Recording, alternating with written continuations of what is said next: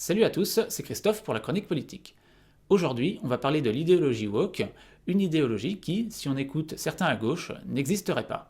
Elle ne modifierait pas le corpus doctrinal des organisations de gauche et d'extrême gauche, et n'envahirait pas les sphères médiatiques, intellectuelles et universitaires. Elle serait simplement une forme de fantasme de l'extrême droite. Et pourtant, cette idéologie, qui est censée ne pas exister, eh bien parfois finit par exaspérer les militants au sein de certaines organisations de gauche et d'extrême gauche, qui finissent par claquer la porte. Et aujourd'hui, je vous propose de découvrir et d'analyser une lettre écrite par des militants anarchistes qui ont décidé de quitter leur organisation, l'Union communiste libertaire. Cette lettre est extrêmement intéressante parce qu'elle nous montre comment, de l'intérieur, les militants vivent l'arrivée de ces idéologies et comment elles modifient les rapports de force, mais aussi les rapports humains. Et tout d'abord, avant d'entamer l'analyse de ce document, quelques informations générales pour comprendre le contexte. L'Union communiste libertaire, dont il va être question, est une organisation anarchiste qui était ces dernières années la plus importante sur la scène française. Elle était née en 2019, elle est issue de la fusion de la coordination des groupes anarchistes et d'Alternatives libertaires. Ce sont deux organisations anarchistes qui se revendiquaient notamment du courant communiste libertaire, donc je vous renvoie à la vidéo que j'ai faite sur les courants anarchistes pour plus d'informations sur ce point. Et notamment, Alternative libertaire était une organisation qui se tournait clairement vers le marxisme. Certains se revendiquaient d'une forme de marxisme libertaire, et souvent même préféraient travailler avec les marxistes et les trotskistes plutôt qu'avec les anards, qu'ils trouvaient un petit peu folklore et sectaires. La coordination des groupes anarchistes, elle, a subi une scission il y a quelques années, en 2015, au moment de Charlie Hebdo, eh bien parce qu'ils avaient refusé de prendre position justement sur Charlie Hebdo, et une partie avait quitté l'organisation en dénonçant une forme d'islamo-gauchisme. Et donc ces deux organisations ont fusionné en 2019 parce qu'elles avaient atteint une forme de plafond de verre, et elles ont donné naissance à l'Union communiste libertaire, qui est donc une organisation qui devait avoir autour de 400 personnes et qui a apparemment eu, si on en croit les communiqués, une dynamique qui a dû monter jusqu'à 500 ou 600 personnes au niveau national. Également, dans ce genre de textes de démission collective qu'on trouve parfois au sein de l'extrême gauche, il y a souvent des allusions à des événements un petit peu obscurs ou des points de doctrine particuliers. Heureusement pour nous, il se trouve donc que j'ai milité il y a longtemps au sein de la mouvance libertaire, et notamment au sein des deux organisations qui ont fusionné pour donner naissance à l'Union communiste libertaire. Et donc je suis toujours un petit peu de loin, par curiosité, l'actualité de cette organisation, et donc je pourrais apporter quelques éléments pour rendre un petit peu plus compréhensible les différentes allusions qui sont faites dans ce texte. Bref, maintenant que la mise au point est faite, eh bien passons à l'analyse du texte lui-même. Alors ce texte est relativement court, il fait 8000 signes, c'est-à-dire à peine 2 pages de texte au format Excel.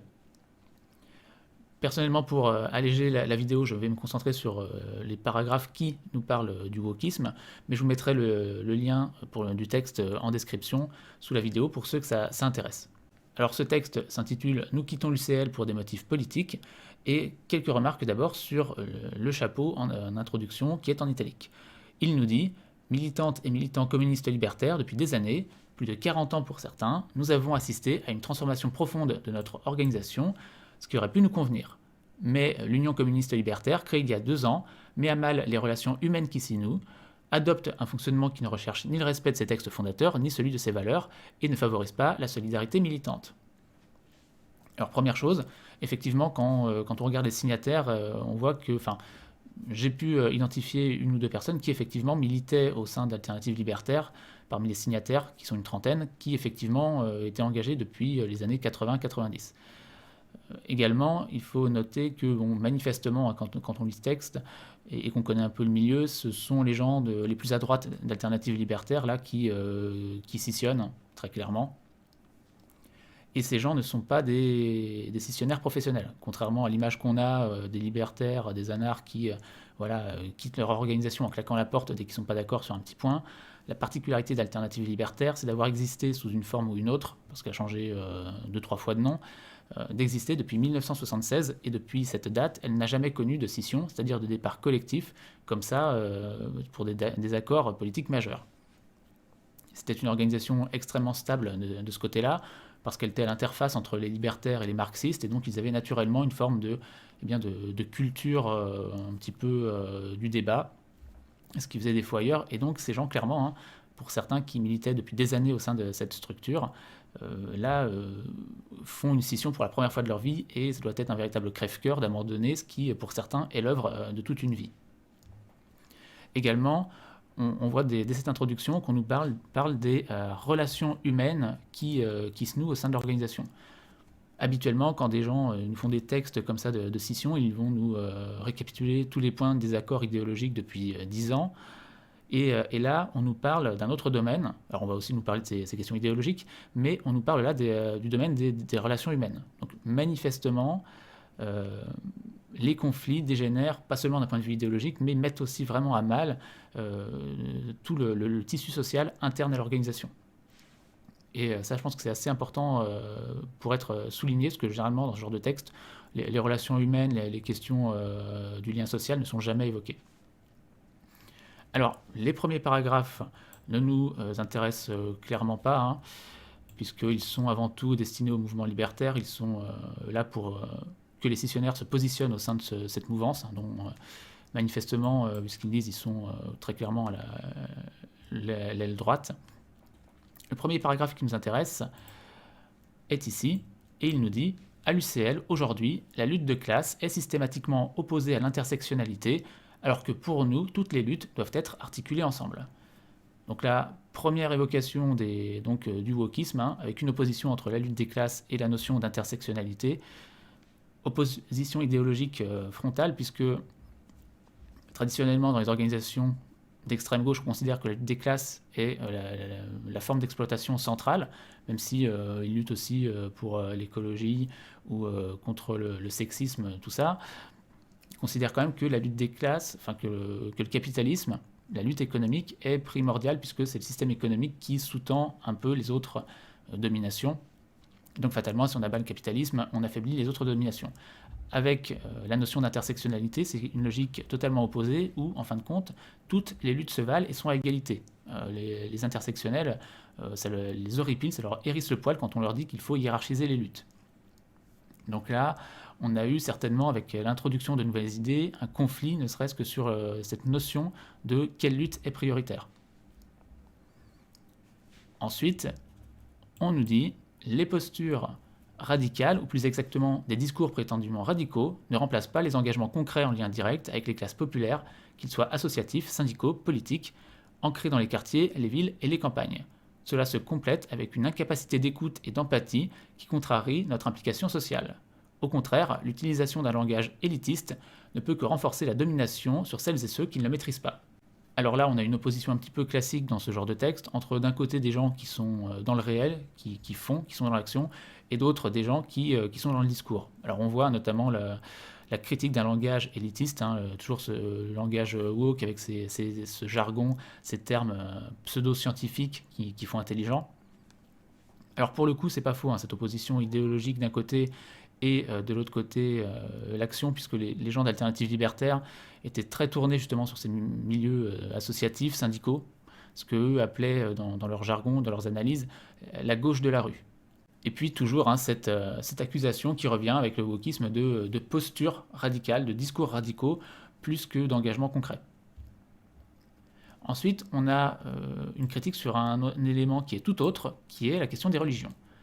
On nous dit, quant à la critique de toutes les religions, incarnée depuis toujours par le mouvement libertaire, elle est devenue taboue et donne même lieu à des accusations de racisme lorsqu'elle est proposée, alors que le manifeste de l'UCL rappelle son engagement à défendre un projet de société libéré de l'aliénation religieuse. Même si la liberté de croire ou non doit être défendue, les libertaires se sont toujours dressés contre toutes les formes d'oppression religieuse, notamment chrétienne, juive et musulmane. Concernant l'islamophobie, dont nous ne sommes pas dupes, cela ne doit toutefois pas conduire à exclure toute réflexion critique quand l'islam politique est au pouvoir dans certains pays ou qu'il menace les droits et les libertés dans le monde ou ici. Donc là, nos démissionnaires formulent une critique comme quoi certaines religions, ou plutôt une certaine religion, l'islam, n'a plus le droit d'être critiqué au sein de l'organisation. Fait qui est dénoncé par une partie du spectre politique depuis des années et dont là on a effectivement une confirmation. On n'a plus le droit de critiquer l'islam et même l'islam politique qui pourtant est une idéologie extrêmement rétrograde. Et puis ensuite on entre un petit peu dans le vif du sujet, j'ai envie de dire. On nous dit Cette organisation, l'UCL donc, a accepté le principe d'une communication interne violente, où le débat n'est plus nourri par des points de vue politiques, mais s'exprime par anathème, à partir d'une essentialisation des militants. Ainsi, ce n'est plus tant ce qui est argumenté que la personne qui parle, définie par sa couleur de peau, son âge, son genre, etc. Or, les personnes doivent être reconnues dans leurs propos et leurs actes, et non par la liste des dominations vécues. Quant au vécu et au ressenti, s'ils ont une place, ils ne justifient pas l'imposition d'une ligne politique. Donc là, très clairement, en dénonciation de cette essentialisation, de cette assignation identitaire qu'impose cette idéologie postmoderne avec la définition de l'individu par des critères qui ne sont en rien liés à sa volonté, son appartenance ethnique, son genre, son orientation sexuelle.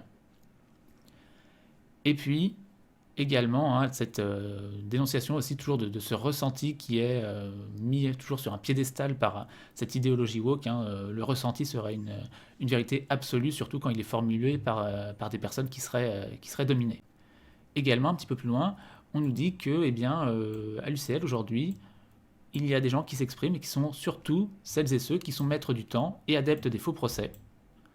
Les autres n'ayant comme choix que de subir l'opprobre public, de s'auto-censurer ou de se taire.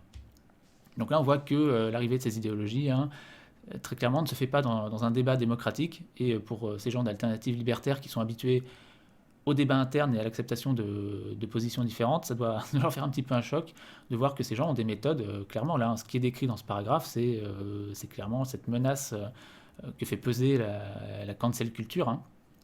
On va le voir d'ailleurs dans le paragraphe d'après où les choses sont un petit peu précisées, puisqu'on nous dit des accusations sans fondement de racisme ou d'antisémitisme, de sexisme, de complicité de la culture du viol, de transphobie, de validisme, de putophobie, etc. sont proférées sans argument ni clé de compréhension.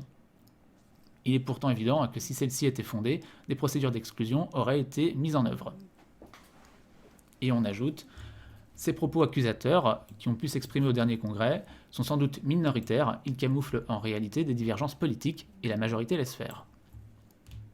Alors là, il faut connaître un petit peu ce qui se passe au sein de cette organisation pour comprendre toutes ces allusions. Tout le texte est irrigué de sous-entendus, mais là c'est particulièrement flagrant.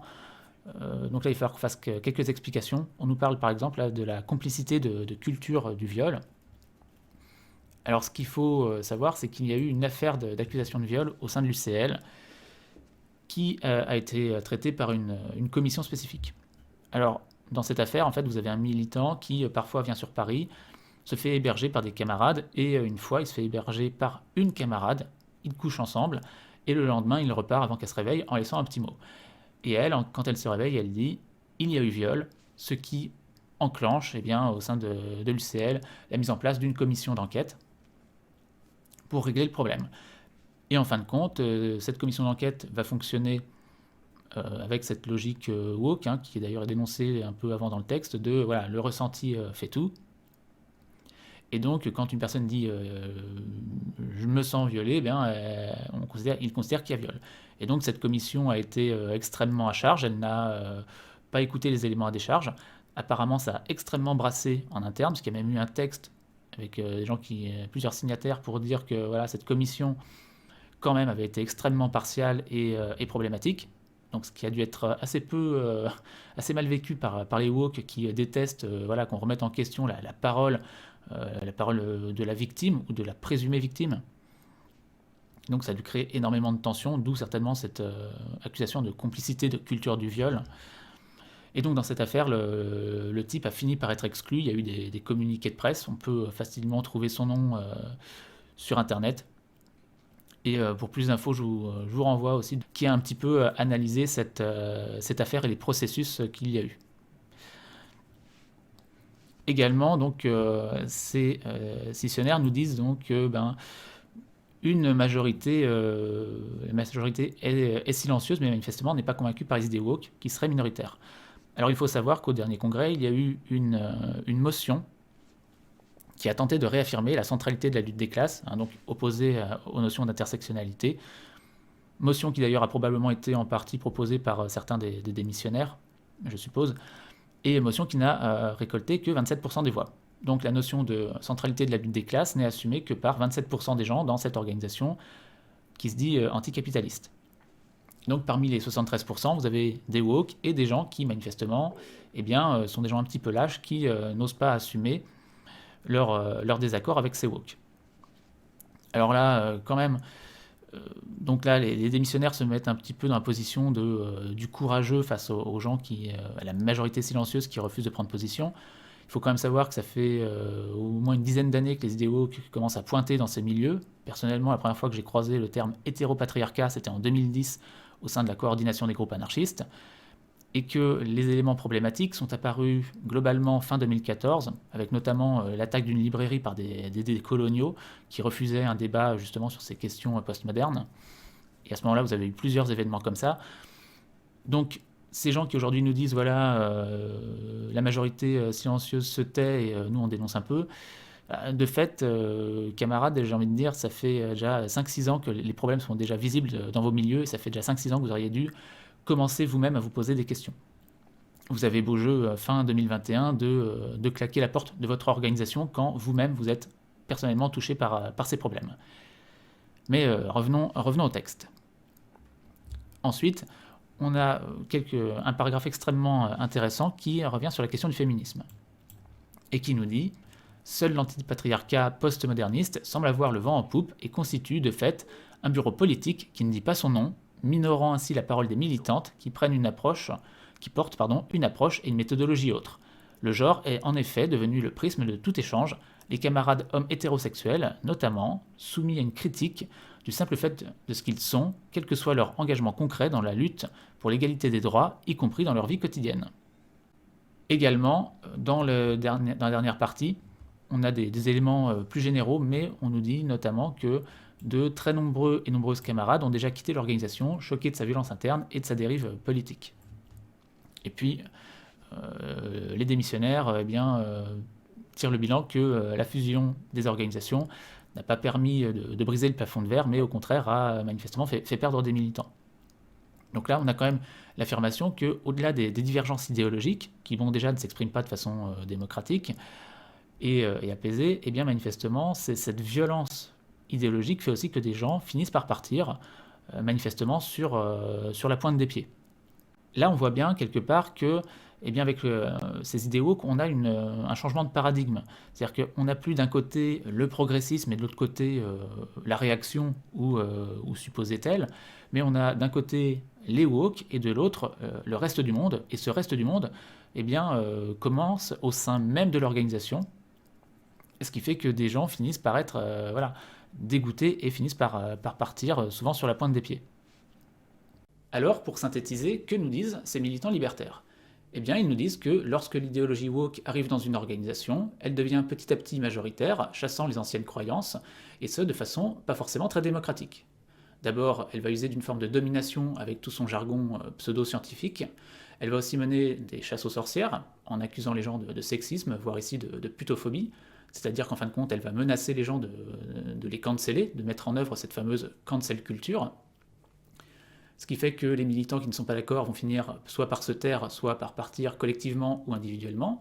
Également, il est intéressant de noter que manifestement, si on en croit ces gens, le féminisme postmoderne tient une place particulière au sein de la mouvance woke. Il a l'air de dominer d'une tête, on va dire, les autres grilles d'interprétation. Et puis, tout cela s'accompagne également manifestement d'une tolérance et d'un refus de critique de l'islam. Personnellement, ce que je trouve amusant et étonnant, c'est que manifestement, des militants d'extrême gauche reprennent les mêmes critiques que l'ensemble du spectre politique vis-à-vis de ces idéologies woke. Manifestement, quand on y est confronté ou qu'on se situe sur le spectre politique, on voit les mêmes choses et les mêmes dérives. Comme quoi, il doit bien y avoir une forme de vérité absolue dans ces critiques. Également, je pense que ce genre de texte est extrêmement important, puisqu'il vient de la gauche elle-même, et peut-être qu'à force d'en voir, certains à gauche finiront par se poser des questions sur l'idéologie woke, puisque également je pense que ce genre de texte est important parce qu'il vient de la gauche elle-même, et peut-être qu'à force de voir ce genre de critique émerger en son sein, certains à gauche finiront par se poser des questions sur l'effet délétère de ces idéologies woke. Et c'est d'ailleurs pour cela que je vous invite à partager ce texte dont vous trouverez le lien en description. Bref, j'espère que cette vidéo vous aura intéressé. Si c'est le cas, n'hésitez pas à la partager et à vous abonner à la chaîne. Et sur ça, je vous dis à la prochaine.